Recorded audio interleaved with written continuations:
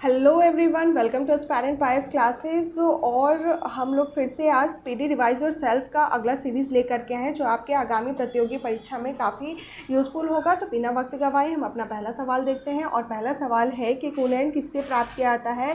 तो ये सिंकोना के छाल से प्राप्त किया जाता है जिसको मलेरिया रोग में यूज़ किया जाता है। दोस्तों, भारतीय राष्ट्रीय कांग्रेस की स्थापना कब हुई थी? तो 28 दिसंबर 1885 को किया गया था। और आपको बताना है कि इसकी स्थापना किसने की थी, ये आपको कमेंट बॉक्स में बताना है। अगला सवाल है, किस रंग का तरंग दैर्घ्य सबसे अधिक होता है? तो लाल रंग का जो तरंग दैर्घ्य है वो सबसे अधिक होता है। आपको पता होगा कि जिस भी रंग की तरंग दैर्घ्य सबसे अधिक होती है वो फैलता कम है, तो और वो क्या होता है, दूर से ही लोगों को देखने दिखाई देता है। तो हम लोग किसी भी ऐसे ट्रैफिक लाइट में हम लोग रेड कलर का प्रयोग करते हैं। अगला सवाल देखते हैं, ब्लैक पैगोडा का मंदिर कहाँ है? दोस्तों, तो ये है ओडिशा में। सिखवाद का प्रवर्तन कब किया गया था? तो ये इनका प्रवर्तन जो है वो 15वीं सदी में हुआ था। बांग्लादेश की सांसद को क्या कहा जाता है? तो जातीय सांसद कहा जाता है। आपको कमेंट बॉक्स में बताना है हमारे देश की सांसद का नाम क्या है। ठीक है, अगला देखते हैं सवाल। हालांकि ये सवाल सुनने में बहुत स्टूपिड सा है, लेकिन आपको कंफ्यूज नहीं होना है। मैं आपके कॉन्फिडेंस लेवल को चेक करने के लिए आपसे ये सवाल कर रही हूँ। अगला सवाल है कि विश्व बैंक का माफ़ कीजिएगा दोस्तों, विश्व बैंक का मुख्यालय कहाँ पर है? तो ये वाशिंगटन डीसी में है। अगला सवाल है, लाल फूल को हरे शीशे में देखने पे किस रंग का दिखाई देता है? तो ये काला रंग का। आपको देखने में लगेगा कि ये क्वेश्चन बहुत आसान है, लेकिन जब आप ये ऑप्शन देखेंगे तो आप खुद कंफ्यूज हो जाएंगे। तो ऐसे क्वेश्चन को आप बार बार मतलब लगाते रहें या सुनते रहें, रिवीजन करते रहें। शतरंज बोर्ड में कितने वर्ग होते हैं? तो ये 64 वर्ग होते हैं। भारतीय राष्ट्रीय कांग्रेस की स्थापना कहाँ हुई थी दोस्तों? तो ये मुंबई में हुई थी। अगला सवाल है, कैनॉन शब्द का किस खेल से संबंध है? तो ये स्नूकर से संबंधित है। अगला सवाल देखते हैं।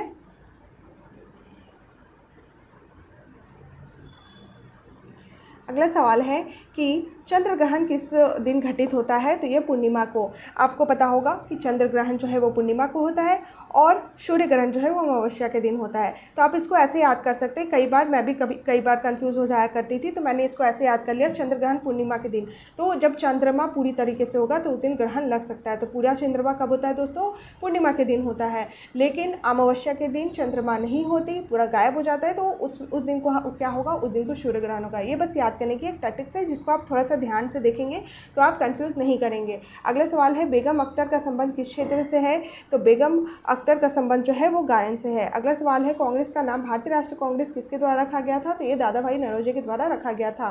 निकोटीन का प्रमुख स्रोत क्या है दोस्तों? तो निकोटीन का प्रमुख स्रोत तंबाकू है। जैसे कॉफ़ी में कैफीन पाई जाती है, उसी तरह निकोटीन जो है वो तंबाकू में पाई जाती है। अगला सवाल देखते हैं। ऐसे सवाल फ्रिक्वेंटली पूछ लिए जाते हैं रेलवे ग्रुप डी एलपी के एग्ज़ाम में, तो आप इसको एक बार ज़रूर देखें। कोई भी वनडे एग्ज़ाम में ऐसे क्वेश्चंस आते ही आते हैं जो आपको फ्री के नंबर देके जाते हैं, तो आप लोग ऐसे क्वेश्चन को ज़रूर ध्यान से देखें। अगला सवाल है, किसी वस्तु का भार चंद्रमा पर क्या होगा? तो किसी भी वस्तु का भार जो है वो चंद्रमा पर घटेगा दोस्तों। अगला सवाल है कि राज्यसभा का अध्यक्ष कौन होता है? तो राज्यसभा का अध्यक्ष जो है वो उपराष्ट्रपति होता है, जिसको उपसभापति भी कहा जाता है। भारतीय राष्ट्रीय कांग्रेस के संस्थापक कौन थे? तो एओ ह्योम। जी हाँ, यही सवाल मैंने आपसे बोला था कमेंट बॉक्स में बताने के लिए। तो भारतीय राष्ट्रीय कांग्रेस के संस्थापक कौन है? तो वो एओ ह्योम है। अमोनिया गैस को बनाने में किसका प्रयोग किया जाता है? तो अमोनिया गैस को बनाने में लोहे के चूर्ण का प्रयोग किया जाता है दोस्तों। कंप्यूटर का आईसी चिप किसका बना होता है? तो ये सिलिकॉन का बना होता है।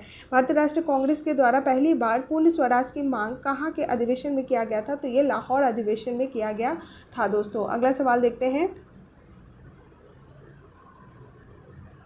आर्य लोग भारत पहली बार कब आए थे? तो ये 1500 ईसा पूर्व में आए थे। भारतीय राष्ट्रीय कांग्रेस के प्रथम अंग्रेज अध्यक्ष कौन थे? तो ये जॉर्ज ह्यूले थे।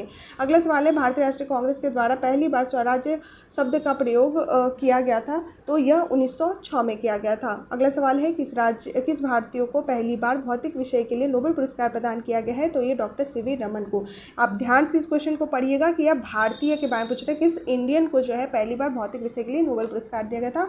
तो सीवी रमन को दिया गया था। हड़प्पा सभ्यता का सबसे बड़ा स्थल कौन सा है? तो ये मोहनजोदड़ो है। और मोहनजोदड़ो कहाँ पड़ता है दोस्तों? तो यह पाकिस्तान में पड़ता है। अगला सवाल है, भारतीय राष्ट्रीय कांग्रेस के प्रथम अध्यक्ष कौन थे? तो प्रथम अध्यक्ष व्योम चंद्र बनर्जी, जिनको शॉर्ट फॉर्म में WC बनर्जी भी कहा जाता है। तो कभी कभी शॉर्ट में जो है WC बनर्जी करके दे देते हैं, तो हम लोग कन्फ्यूज हो जाते हैं, तो आप ध्यान रखें।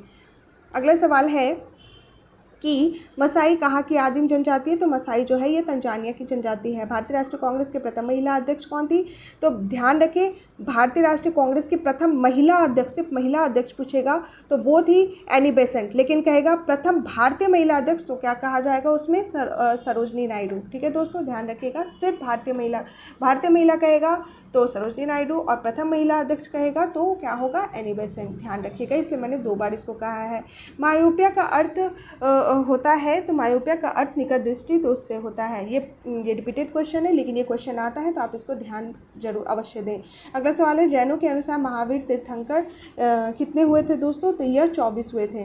ठीक है, अगला सवाल है कि भारतीय राष्ट्रीय कांग्रेस के प्रथम भारतीय महिला अध्यक्ष कौन थी।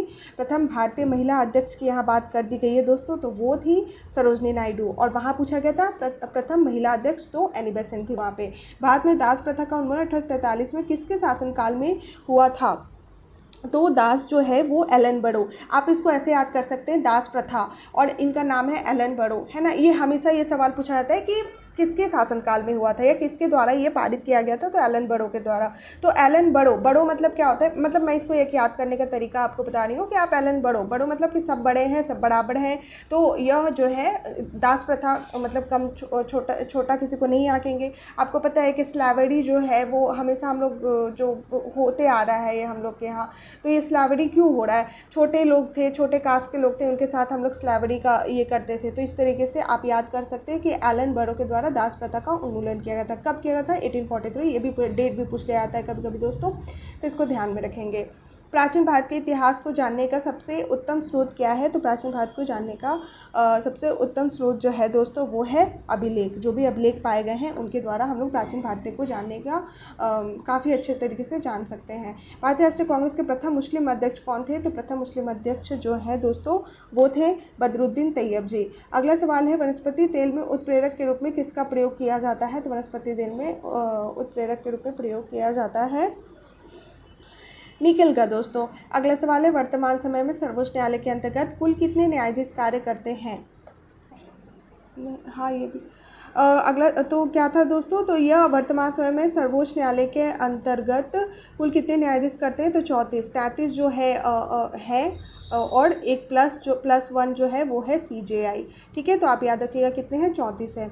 अगला सवाल है, सबसे अधिक मात्रा में विटामिन ए किसमें पाया जाता है दोस्तों, तो आप गाजर। किसी भी तारे में किसकी मात्रा सबसे अधिक होती है, किसी भी तारे में कौन से गैस की मात्रा जो है सर्वाधिक होती है, तो हाइड्रोजन गैस जो है सर्वाधिक होता है दोस्तों। अगला सवाल है, भारतीय राष्ट्रीय कांग्रेस के सबसे कम उम्र के अध्यक्ष कौन बने थे, सबसे कम उम्र के अध्यक्ष जो है वो बने थे अबुल कलाम आज़ाद। अगला सवाल है कि उज्जैन किस नदी के किनारे अवस्थित है, तो यह क्षिप्रा नदी के किनारे अवस्थित है। तो इसी के साथ हमारा ये आज का सेशन समाप्त होता है दोस्तों। अगर आपको हमारा ये सेशन अच्छा लगता है तो आप इसको ज़्यादा से ज़्यादा शेयर करें, क्योंकि ऐसे लोग भी हैं, ऐसे भी स्टूडेंट हैं दोस्तों जो बहुत अच्छे हैं लेकिन उनकी पढ़ाई इकोनॉमिकल कंडीशन की वजह से अच्छी नहीं हो पा रही है। तो ऐसे दोस्तों के लिए ऐसे प्रोडक्टफुल जो सेशन है, अगर आपको लगता है कि ये प्रोडक्टफुल है तो ज़रूर उनको शेयर करें और इसको लाइक एंड सब्सक्राइब करें। और अगर आप अभी तक हमारे लास्ट तक अंतिम तक हमारे साथ बने हुए तो उसके लिए आपका बहुत बहुत धन्यवाद। तो कल फिर से मिलते हैं आपके साथ। Thanks for watching.